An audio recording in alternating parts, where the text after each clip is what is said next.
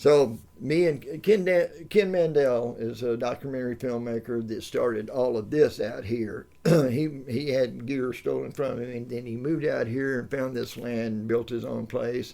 And invited Lee Sloss, jazz sax guy, to bought the land over there. Then when he finished a movie and went to L.A. to do the audio on it, he went to a B room out there and they wanted $50,000.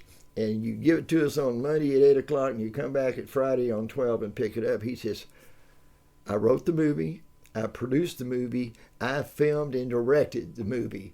And you're telling me I can't sit in there with you guys doing the audio, and you got me on the phone immediately. That's the way it is. And that's how this all started. He said, hey, bud, what do you think about this? And he told me the whole story right in front of him. And I said, well, I guess I'd tell him, I could build a studio for $50,000. Just create our own space. You can't kick me out of my own. Studio B back there is all for 5-1 and movie and all that stuff. Nice.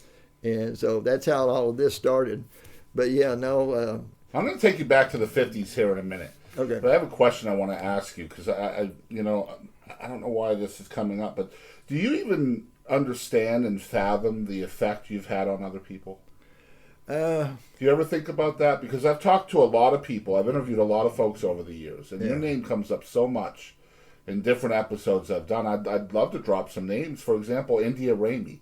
India Ramey credits you with her music career, for example. We had a great time. I mean, she brought in all of the right people for her music, and we just, my big inspiration for who I am and what I do in music came off of Aretha Franklin when Respect came out, and then when later in time I saw pictures of the session and everything. They had a U-47 up in the air right here that she was singing up to, and that's when I heard that.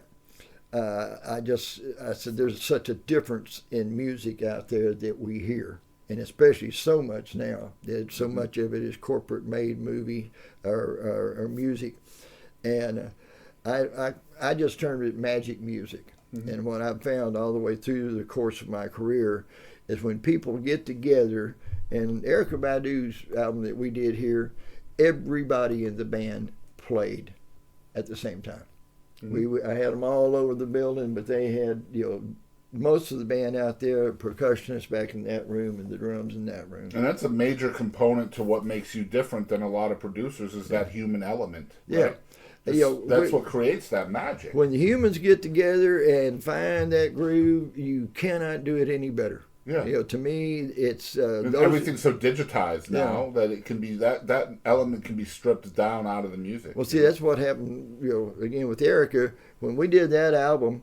and everybody played. I mean, they wrote the songs here too. The band would come in around 2 o'clock and start jamming and just getting the feel and the groove going. And whenever they got going on something, they'd call her and she'd drive out, and she'd walk in and the band would be playing this song, and she'd, Brother B, take it down here. The vibe's already in the air now. It's already there, and within an hour or two, they'd completely written a full original tune, and they played it through the night and just just brought in different ideas. What if we did this here and stuff, and the whole band did it, and Erykah directed it all.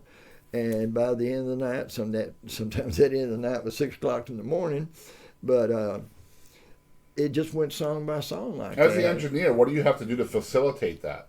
Well, I had Chris Bell. Chris did, he was the engineer on it. I helped get tones and stuff on the initial setup and everything.